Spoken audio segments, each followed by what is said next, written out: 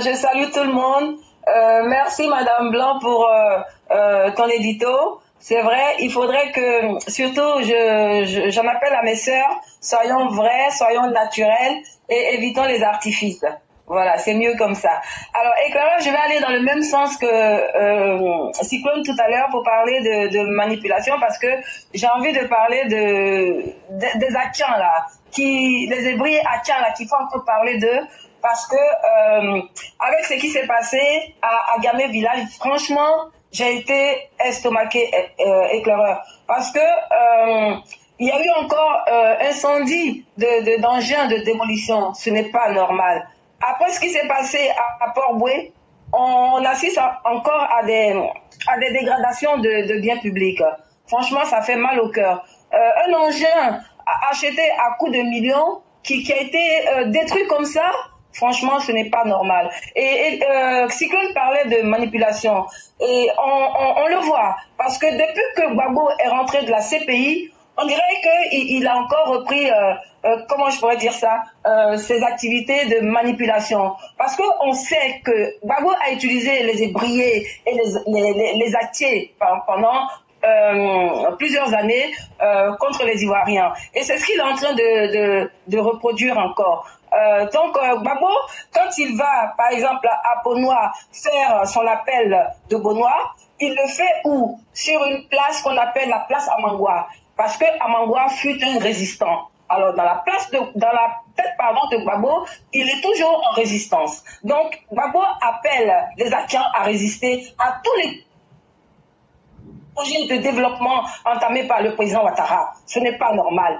Voilà. Donc, les ébriers, là, il faudrait vraiment arrêter. Arrêtez votre magouille, votre marmaille. Parce que vous ne pouvez pas prendre de l'argent, 4 milliards, et puis vous opposer au tracé du 4e pont. Ce n'est pas normal. Voilà. Donc, nous disons à ces ébriers-là, qui n'ont pas l'ADN de la Côte d'Ivoire, qui n'ont pas le titre foncier d'Abidjan, même si certains trouvent un malin plaisir à les appeler les propriétaires terriens. Et je me rappelle comme ça, Gbagbo, quand il a été à Aboville, dans le rassemblement, j'ai entendu le maître de cérémonie, quand il a appelé les chefs religieux à venir faire la libation, il a dit, voilà, les propriétaires terriens vont faire la libation. Voilà. Parce que ces ébriers-là, on leur attribue des titres qu'ils n'ont pas. Abidjan nous appartient à nous tous.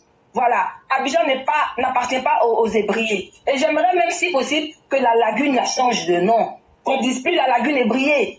Parce qu'on a l'impression qu'ils s'approprient la lagune, qu'ils s'approprient les terres d'Abidjan.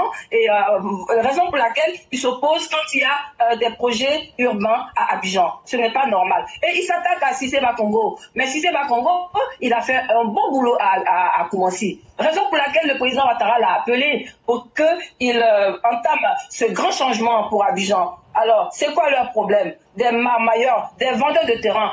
Quand ils donnent des terrains à Benjerville, et je le dis parce que j'ai des preuves, ils ont vendu des hectares à Benjerville Palais, à des Nigériens. Eux, ils sont d'accord pour vendre des terrains à des étrangers, mais ils ne sont pas d'accord quand c'est l'État ivoirien qui veut prendre des terres pour des projets qui feront le bonheur de tous les Ivoiriens. Et là, ils trouvent à redire, ils trouvent qu'on les dépossède de leurs biens. Quels biens? Est-ce qu'ils sont nés avec des terrains à la bouche? Donc franchement, ce n'est pas sérieux. Il faudrait que les ébriers là arrêtent de nous pomper l'air, parce que trop c'est trop. On ne peut plus accepter. Et l'État doit prendre ses responsabilités et ne pas accepter qu'à chaque fois, il y ait des biens qui soient détruits comme ça. Parce qu'il y a des manipulations derrière, il y a des gens qui manipulent ce peuple-là, cette communauté-là, au détriment des Ivoiriens. Ce n'est pas normal.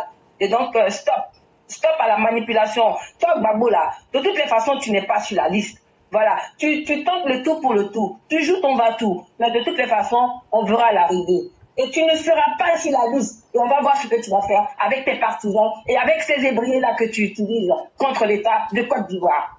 Voilà. Éclaireur, c'est ce que je voulais dire. Merci beaucoup. Merci infiniment, cher maire. Et effectivement, le défi de Laurent Gbagbo se trouve dans son rapport aux lois de la nation. Et plutôt que d'aller vers la justice, il pense que c'est en faisant des chemins détournés qu'il atteindra ses objectifs. Mais de la même manière que lui, il est prêt, comme je l'ai dit dans les 48 lois du pouvoir, quand tu sous-estimes ton ennemi, tu es l'homme le plus bête. Mais Laurent Gbagbo l'apprendra à ses dépens et le temps nous le dira. Vraiment, merci beaucoup, chère mère. On va vous souhaiter une excellente soirée et tout le bonheur qui va avec. Merci beaucoup, éclaireur.